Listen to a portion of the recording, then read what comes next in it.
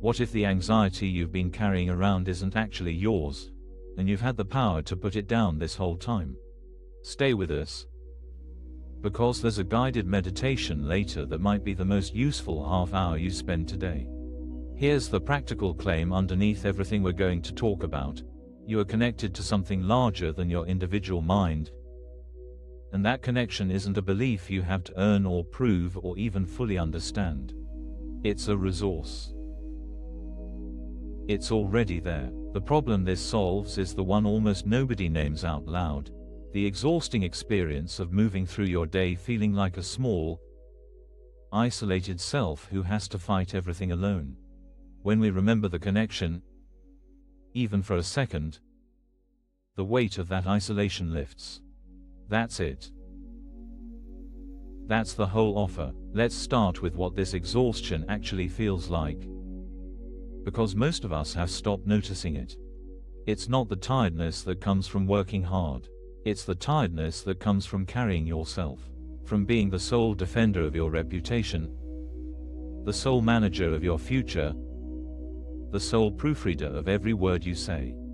It's the low hum of vigilance that doesn't switch off when you close the laptop. You can sleep 8 hours and still wake up depleted, because the thing draining you isn't physical, it's the constant background labor of being on your own.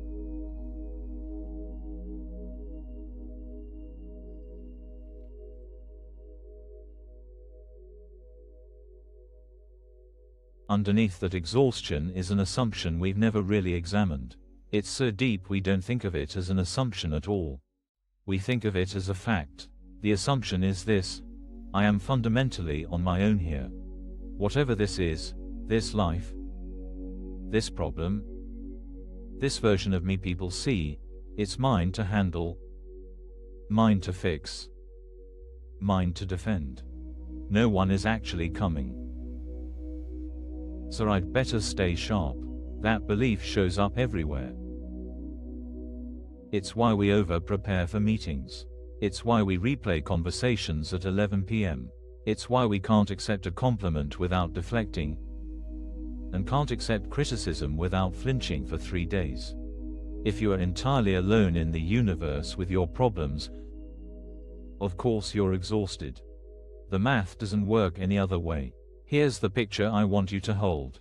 Imagine you've been trying to light a room with a single match cupped between your hands. You're crouched over it, terrified of any draft, because if it goes out, the whole room goes dark. That match is your individual willpower. It's your personal effort, your private intelligence, your aloneness. And you've been protecting it for so long you've forgotten any other way of lighting a room exists. This lesson is the moment someone walks in and says, "There's a switch on the wall." You don't have to generate the light yourself. You just have to remember where the switch is.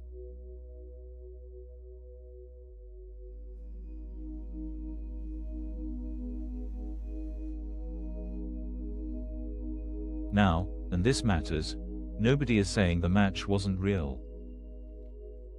Your effort was real. The fact that you got this far on your own steam is real.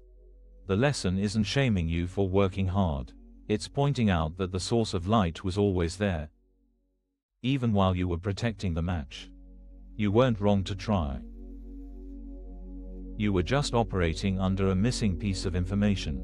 What changes when this assumption gets questioned, not argued with, not debated, just quietly noticed, is hard to describe but easy to feel. You don't suddenly believe in anything. You don't have to. You just experience, for a moment, what it's like to not be the only thing holding everything up. And that moment is enough to change the temperature in your chest.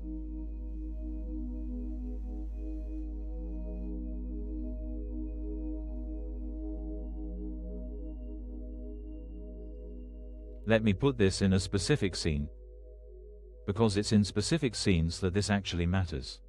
It's a Tuesday morning. You're sitting in a meeting that has nothing to do with the project that's actually on fire at your desk. The meeting is one of those status updates where everyone takes turns proving they did things.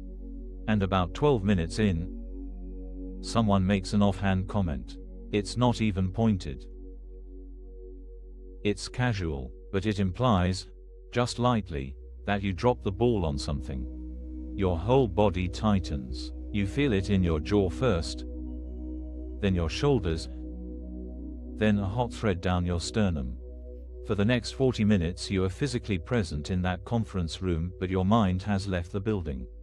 You're rehearsing your defense. You're cataloging every grievance you've ever had with the person who made the comment. You're drafting emails you will never send. You're constructing the version of you that should have been there to prevent this.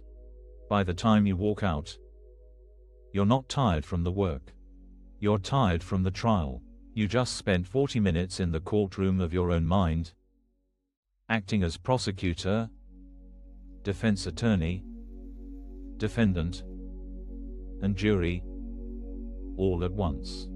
And the verdict, somehow, is always that you have to try harder tomorrow.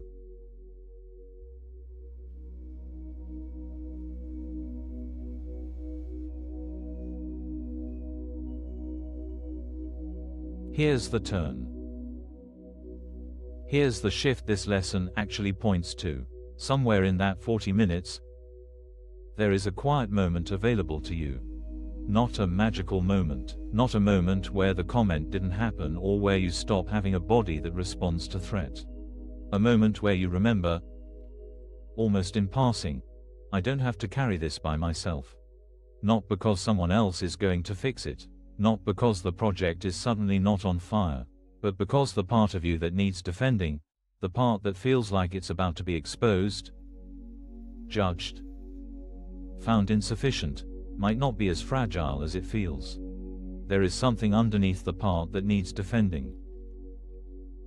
Something steadier, something that was never actually on trial. When you touch that, even for 2 seconds, the room around the problem gets bigger. The problem doesn't disappear. You didn't make the fire go out. You just stopped being at war with it. You stopped cupping the match. You notice the switch. And what's strange is that nothing about your circumstances has to change for this to be real. You can be in the exact same meeting, with the exact same comment in the air, and one shift in awareness creates actual space where there was none. That space is where good decisions live. That space is where you stop reacting and start responding. That space is where you finally get to be a person again instead of an attorney.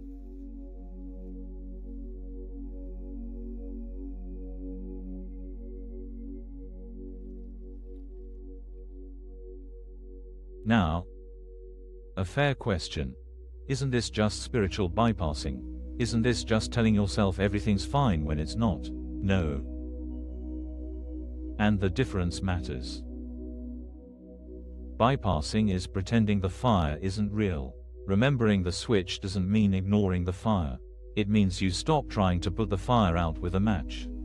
You actually have more capacity, not less, when you're not also fighting the universe at the same time. The project is still on fire. You still need to handle it, but you handle it from a different place. From a wider place. From a place where being wrong about something doesn't mean being annihilated. The people who do their best work in crisis are not the people who feel most alone. They're the people who, for whatever reason, feel held. Whether they call it faith, or trust, or the team, or just a felt sense that the world isn't out to get them, they have access to something underneath their effort. That access is what we're talking about.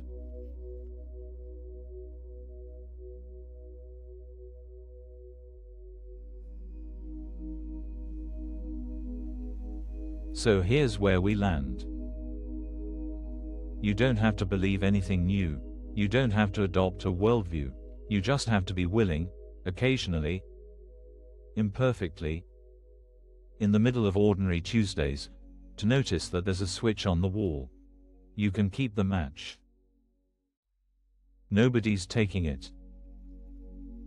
But maybe today, When the comment lands and the courtroom assembles in your mind, you can pause for one breath and remember, I am not the only thing holding this together. There's a wider light available. I don't have to generate it. I just have to stop blocking it. That's the whole practice. That's the relief. And in a few minutes, we're going to spend a little time letting that actually settle into the body, instead of just understanding it in the head. If this felt grounding, you're welcome to like the video and subscribe. No rush. Just a gentle way to stay connected as we continue.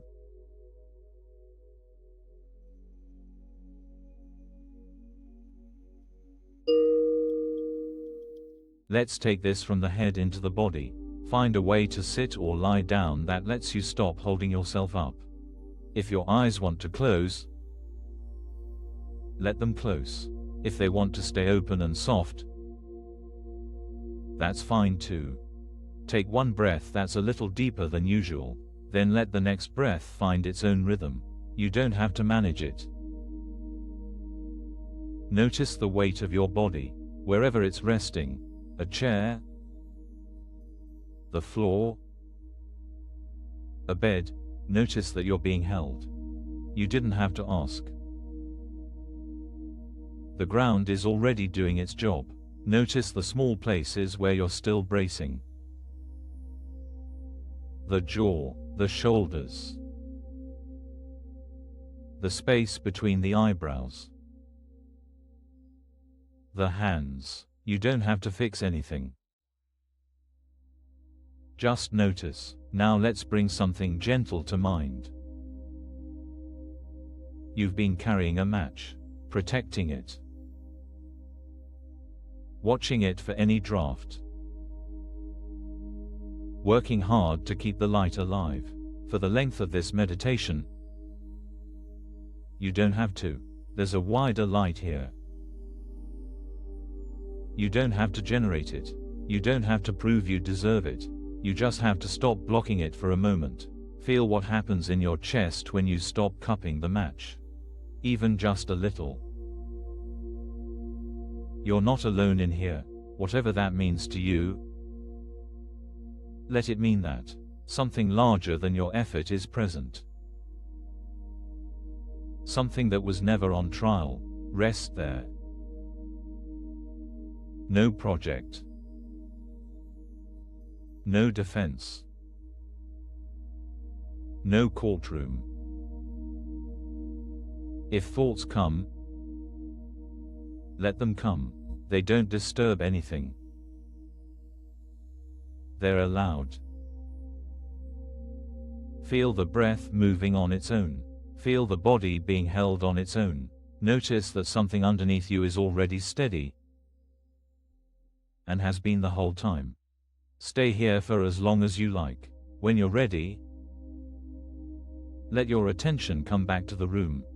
Let the breath deepen just slightly. Notice your hands. Notice the sounds around you. You can carry this with you. The switch doesn't disappear when you stand up. It's there in the next meeting, the next conversation, the next moment your shoulders start to climb toward your ears. Welcome back. Thank you for being here and practicing together. If you'd like, you can find a free digital ACIM resource in the description. And if you want to mark the moment, a simple comment such as, "I am grateful," is welcome. Thank you for spending this time here. Whatever brought you to this video, I'm glad you stayed. Be gentle with yourself this week. The switch is there even on the days you forget it exists, and remembering it once is enough to start. Take care of yourself.